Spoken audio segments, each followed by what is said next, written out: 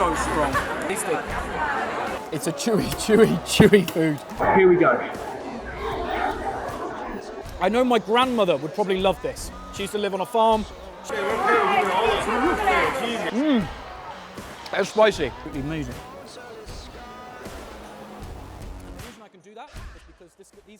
Hello, I'm Tom Scott Bell for China Focus, and we're here in a hot and sticky Beijing for the Asian Cuisine Festival. Now behind me is one of 12 tents full of amazing Asian delicacies from countries like Japan, Korea, China, and India. So let's get in there and go try some food.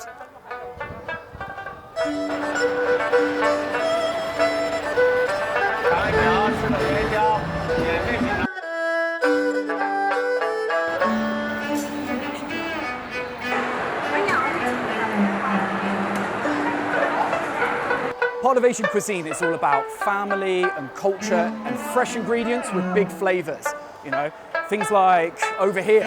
So we're here at some Guangdong, and they eat these snacks like we have afternoon tea. These is sort of similar to, I suppose, Cantonese dim sum and what we would eat. Okay, I'm gonna try some now.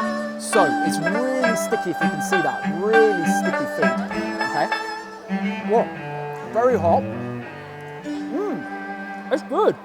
It's really good. I haven't bought any change with me today, but that doesn't matter because I can use either Alipay or WeChat to pay for my food. Now, these are two apps that are hugely popular in China. Before we came to the food festival today, we put on Facebook a little competition, a little food heaven and hell for me. So the idea is that people wrote in with questions for me, and if I got them right, I would get a nice food treat, and if I got them wrong, I would get some sort of food hell. So, Tom, do you know the most famous 8 dishes in China? The most famous? I know 3. Sichuan, Shandong, and Cantonese. There's 8? Okay. So I don't know. So what am I going to be eating? So inside here is tofu, and then a lot of insides of the animal. We're going to give it a try. Wow, that looks like a heart or a kidney. That's the intestine, I think. And then they use some of the sauce. So, okay, let's give it a go. It's very, very strong smell. Okay, I'm going to go for some intestine first. Here we go. Very strong flavor. I'm going to be polite and say, the meat is, it's different. Just going to blow it to cool it down.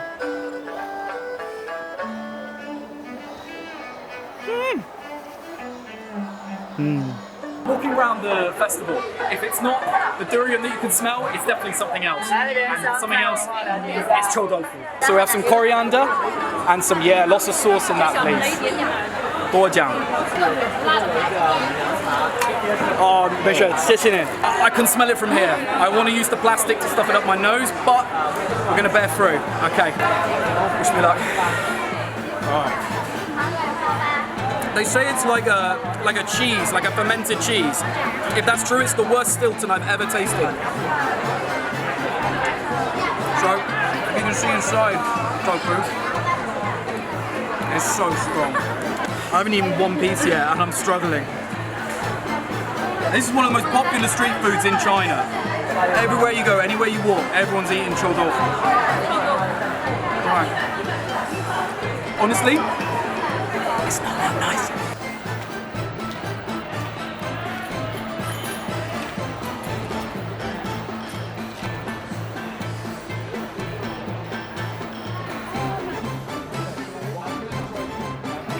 The filling this time is this fruit here, durian, which makes me very nervous.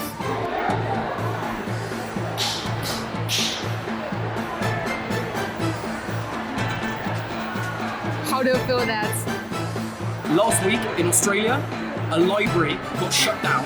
They thought there was a gas leak. It was actually durian. The reason we're here tasting all this amazing food is because this food festival is a side event to the conference on dialogue for Asian civilizations. Now, this is an initiative set up by China, but is something for the whole world and for Asia. And the idea is to promote Asian values and culture and export them to each other so we can better know each other and work together through that. Now, The food festival is supposed to help promote different cultural exchange. And I can't think of a better way to learn about a different culture than from eating their food.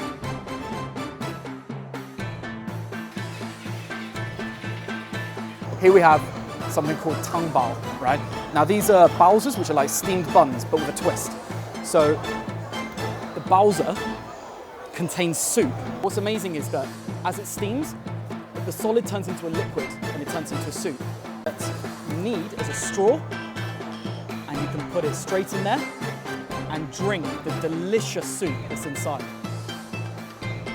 And it's one of the 8 cuisines of China, and it's absolutely delicious.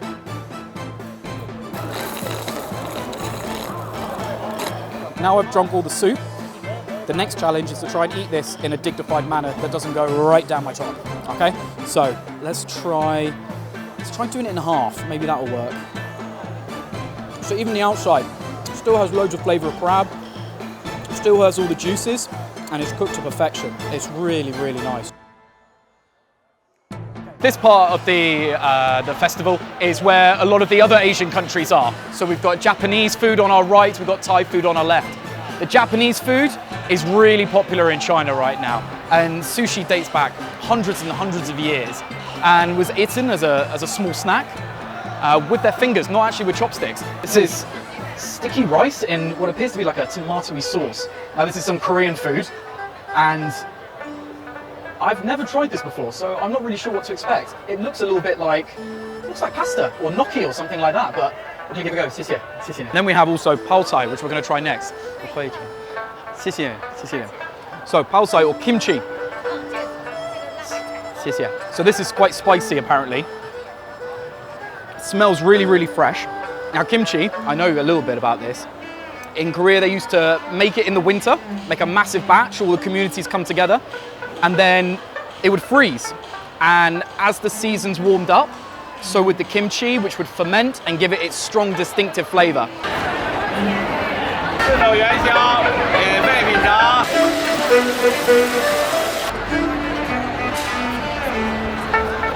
Basically, Malaysia is a very multicultural country. We have Chinese, Indian, Malay, so all our food and spices is very combined. It's very good for the community where we are united, where it's easier to communicate through the country.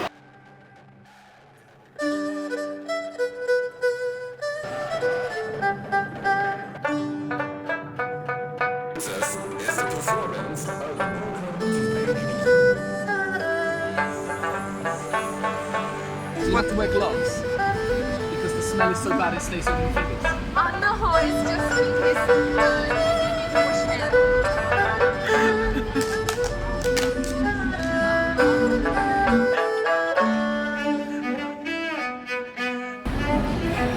I don't want to eat it, but I've been told I have to.